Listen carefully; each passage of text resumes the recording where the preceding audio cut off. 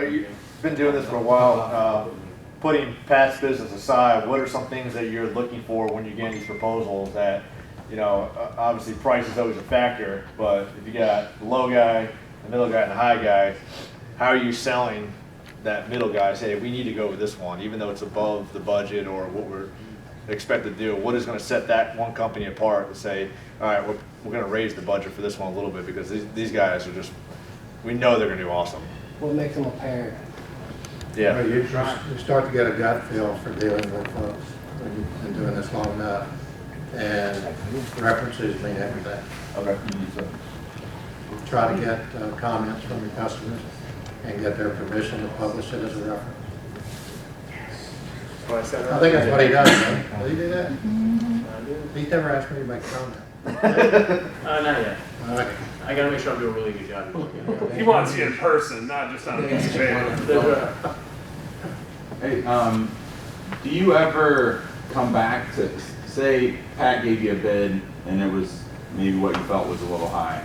Somebody gave you a quote that was much lower and you're like, do you ever go back to Pat or one of your vendors and say, hey, we got a lower quote, can we work something out? Because it seems like the property managers that I have dealt with, they don't want to do any back and forth. It's like everyone puts in their quote, done. Even though we've all maybe got some wiggle room or like some negotiating that we could do, well, let's do this for free, or we'll take this part off, or maybe even just cut some of the costs back, But it seems like there's no communication back. It's just here's the quote, and sorry, we went with somebody else. Well, you're going to get guys out there that's going to lowball, try to steal the business. You're going to get some others who think they're better than what they are. They're going to highball. Okay. Anytime I get that kind of a spread, something's wrong. I know if it's a high ball or a low ball. If they're still far apart, something's wrong. And I've got parts of these buildings have warranties on them, and if you're not following what came from the original architect as far as cleaning procedures and cleaning chemicals and things like that, it's like we've got that canopy out there that joins these two buildings is a $250,000 canopy, and they're thing I said have to book on the fabric that canopy's made out of, and if you use certain things on it, if you use anything with Murphy's soap, you've voided warranty. So things like that, if they're not paying attention and you're not paying attention to warranties on customer property, then you can get those wild swings like that. That's usually where they come from for me.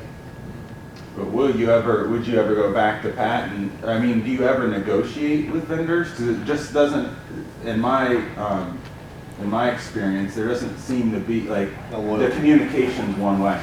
Like it's, I'll put everything together and I'll submit it to the property manager, and then from there's no like kind of, hey, this is what we're expecting, or our budget isn't quite there. Can you do anything on the price? It's like nobody wants to haggle. And it's not that I want to go back and forth a lot, but I would love it if a property manager would come back to me and say, hey, your proposal looks great. Our budget is only $35,000. You put in, 42. Can we get back to 35? Like in your experience, do you just not? I'm never going to put a budget noose around a guy's neck. I'm just not going to do that. So would you just not go with the 42? We will evaluate how he got to his number. Okay.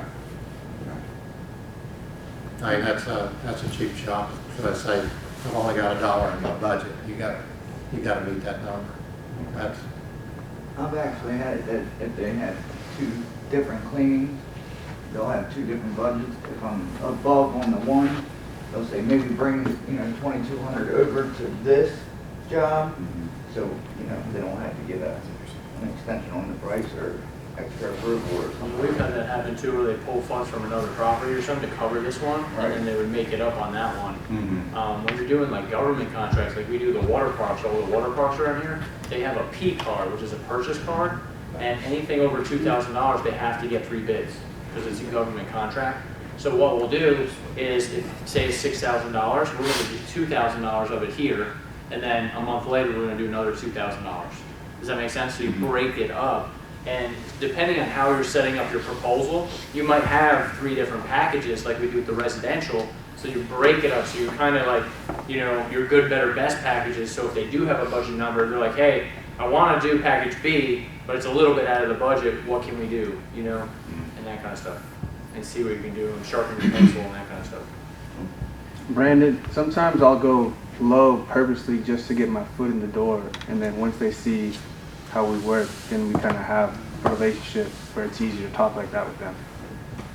If you're doing that, communicate it to the property manager that you're doing that.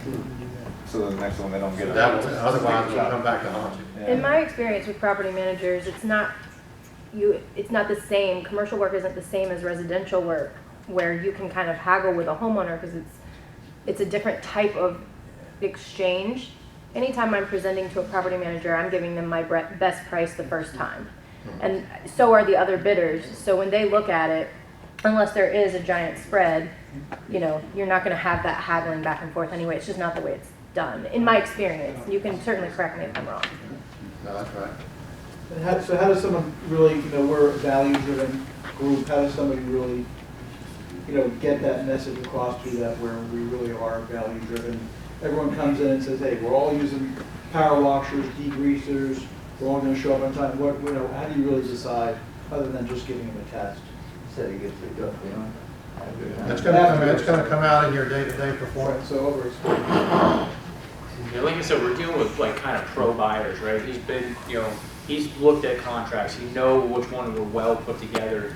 And like on our contracts, it says, look, our price, refresh my memory on what it says. It's our price isn't to get the job, it's to do the job right. Right. So like when you were saying, you know, you kind of lower it down. I don't do that approach. I want to put in a good proposal that I can do it correctly. Because what happens if you do bring down your prices, it's just tendency, you are going to cut corners. I hate to say that, but you want to price the job right. Yes, you want to get your foot in the door, but you got to sell on value and on purpose and on that long-lasting relationship. That way you'll build it over time, and they will see that over time. You know, they're like, okay, let's take a win, and it's a little bit more money, but guess what? You have the backing, the support. You fix the problems when they arise, and then you listen. Right? We talked about that yesterday. Always listen. Shut up and listen, and then you want to meet their needs for the next time. So then that value just keeps going up. But he hasn't been perfect from the word go, okay? We've had a couple of shots in here, and you've probably had some turnover. Oh yeah, yeah, it was guys. But, Yeah. I've had a couple of crews in here that I have to call and tell them, hey, you gotta get over here and look at this. Yeah. I know what precision clean and one's not. That's right. How do you manage that in terms of like what degree of screw up and how many screw ups? I mean, obviously it's probably not super formulaic, but how do you? It's At not, what it's point not, do it's you not the make the number, call? it's Like, not the number, it's how you respond. yeah. And that's the customer service we were talking about. You know, I'm really, really big on customer service. I want to make sure that he shines to his peers, to his, you know, boss, and everybody in the company's like, Larry's is on it. Like, my guys know if they don't water broom the thing, Larry's going to be on your butt. Not just me, but Larry's going to be ringing you out at 7 o'clock in the morning. What are you doing? Right? So they know, and I set up that kind of, I guess you'd say fear, right? In the guys, so they make sure that they do it the right way. And then guess what? The last guys that didn't do it, I don't know where they're at. And They're they in must my have had company a lot of anymore. fear last night knowing that 30 guys were gonna be in looking at the job this morning. But even That's at, right. but even at that, I like what you presented to the group out here, is in this bay, what could have Pat somebody done Did better? anyone And- find anything? And that puts Pat on the spot, but it's also, it helps the company and to see things that we might miss. Yeah. Who's gonna steal the business? A little bit of standing water up top. Ray said, Ray, where you at, Ray? Ray said that one of the doors were dirty. You know, he's like, you know, that might not have been in there, but you would have hit it anyway. So that's good to know, because an employee, you know, not an owner mindset, won't hit that. They're gonna do exactly what you said, what's on the ticket. So that's when you have to build that company culture to where, look, you got common courtesy. But some people don't, they don't think of it. They're like, look, 7 o'clock in the morning, I need to get this concrete clean, I need to get home, I gotta go to sleep, right? So you also wanna rotate your jobs too. So like sometimes we'll put this on the end of the day, or sometimes we're right in the beginning of the morning. So at the end of the day, you know your quality might be a little bit lower, right? The guys are tired, right? But this job, we know we're gonna switch it on the next one in the morning when they're fresh. Because now it's gonna keep that kind of consistency, does that make sense? So that way your guys are, you know, doing the top job, and then still, if you have a whole day, they still gotta get production done. At the end of the day, you gotta get the production done, but you gotta keep that quality up. So like when we do the on-site thing, Larry knows I pop inspect these jobs. When I'm in the area, I'm gonna roll in and see, hey, we might need to do this, we need to bump this cleaning up. I think Yeah. you know, like, hey, we're gonna Like do it. the first dock you went in, that one gets a lot of attention. The owner goes in and out that door all the time. And when I came, I was out here like 7 o'clock one morning, they were finishing up. And I said, you know, I think it's time we try the walls. And we did the walls up there. And told Pat, about every fourth clean, we need to look at the walls. And if they look dirty, let's hit them. You know, if it's, I don't mind paying for what I get. So it's not like he told the guys to wash the walls and up the invoice. I know what I'm gonna get. He just calls it up, you know he's gonna do it. Yeah, and going back and looking over your guys is a good thing too. It's like I had one last week. I told them, you know, you go to property line, because they were cleaning the sidewalk. So you clean the sidewalk, property line, the house. We cleaned everything, and I had left early.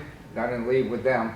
And then I got a call back from the homeowner. He's like, man, y'all missed this one piece of sidewalk. Technically, it's not even on his property. It's the neighbors. But the neighbors had theirs cleaned before he had his cleaned, so they cleaned up to this one.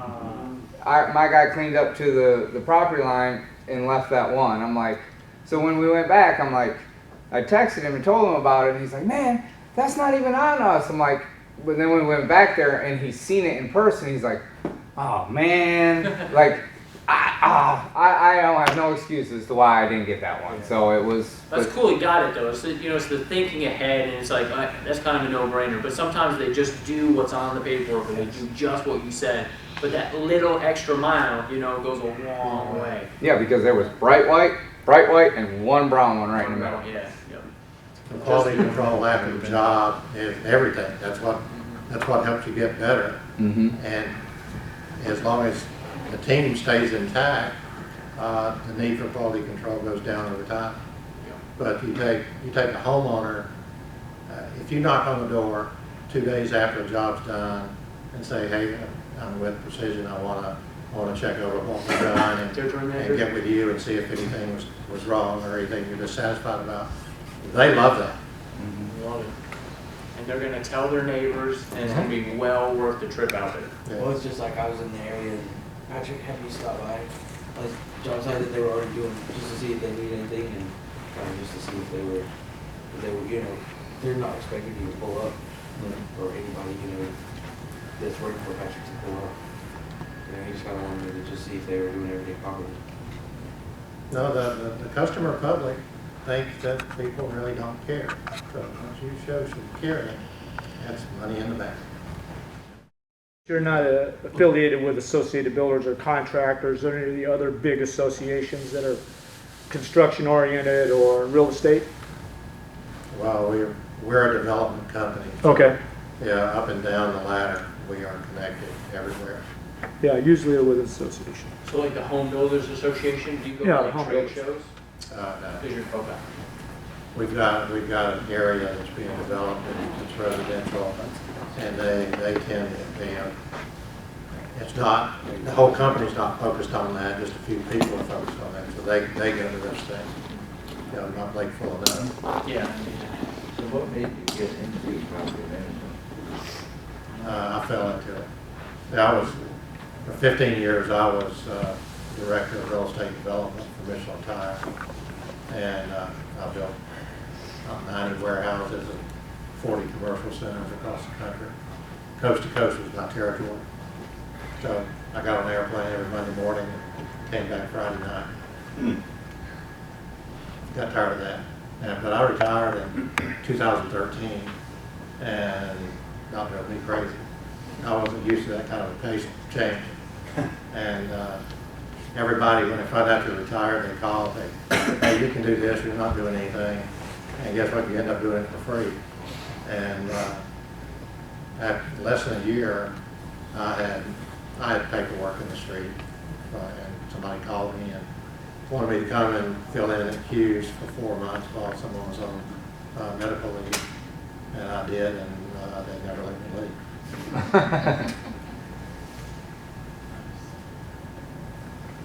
It's not as financially rewarding as the main job was, but it keeps me going. I was 70 years old in January. There's something that's a total turn off automatically. See, like with me, I have a big, it's like an ego thing with my tattoos. Like I was like hesitant to talk to property managers, felt like they were real judgmental. And then I got over that fear. I actually started winning huge contracts. Like, I mean, we cleaned one that I thought we would have never done, ever. And I still have that in the back of my mind that people were being judgmental towards me because of my tattoos. Is there anything that's a total turn off to you, person, as a property manager that? For me, and again, I'm not like most people. No. Nothing like that bothered me. I've had people working for me over the years of my career that I couldn't stand. But it's what they brought to the party. That's what kept them around. Cool. Okay? Thank you. If you don't check your personality at the door, you're going to lose every time, no matter what. Sure. But guys there's nobody like that, but people in the contracting business call me all the time. And if I don't have a need in that area at the time, I tell them, I just don't. But I take down their name and number, and more times than not, I call them back.